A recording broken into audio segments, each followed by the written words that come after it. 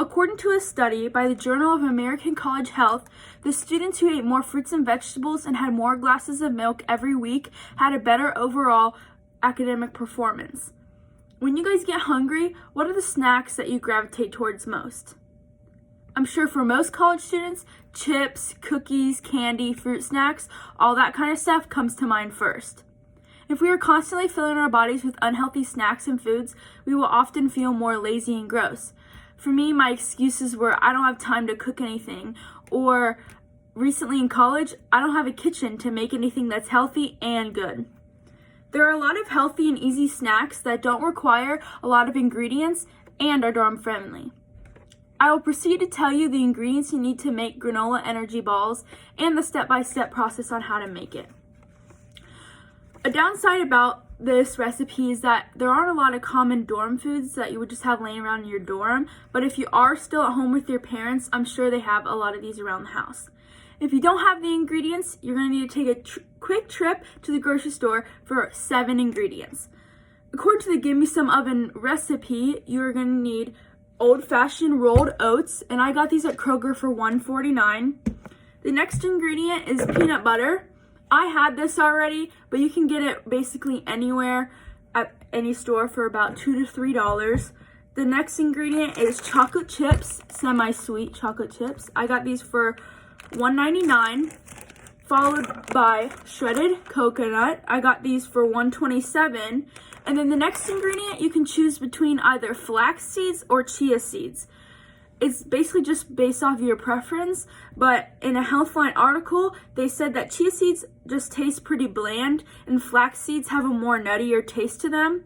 I chose to go with chia seeds because I don't like the texture of flax seeds, but I got these for $2.19 and flax seeds were about the same. The next ingredients are a little bit on the more pricey side, so if you aren't at home and you are in a dorm, these are a little more expensive. So honey comes to $3.49 and vanilla extract comes to $5.99. The total of all my ingredients came to about $16.42. I know it might seem like a lot, and we are college students, so a lot of us are on a budget, but a lot of these ingredients come in big bulks, so they will last you a long time depending on how often you make these. Not only is this recipe budget friendly, but it is also dorm friendly, meaning you don't really need a kitchen to make them. All it needs is 3 easy steps. The first one is you're going to want to grab a big, large bowl to put all the ingredients in.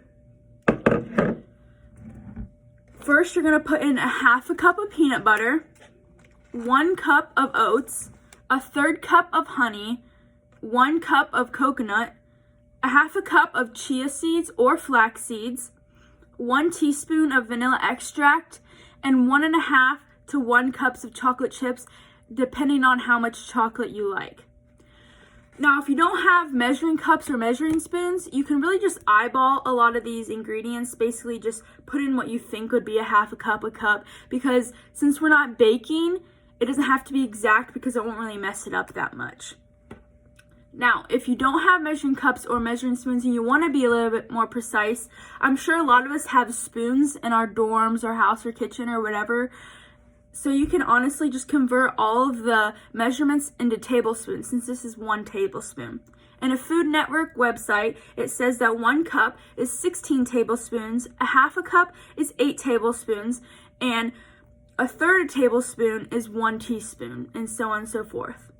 It may seem a little bit tedious, but if you want to be a little more precise, that would be the way to go.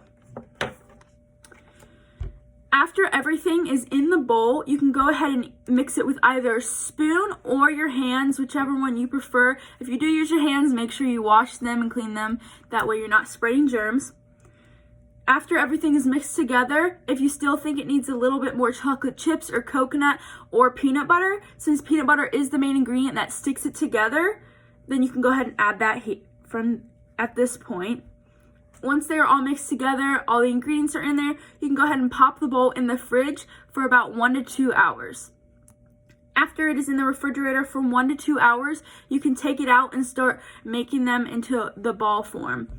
Now, I realized when I was making them that rolling them tended to fall apart a little bit easier. So if you mash them into like 1 to 2 inch size balls, that would be better. Once they are all put in balls, you can go ahead and set them in a container, and they will last up to a week in the refrigerator or 3 months in the freezer.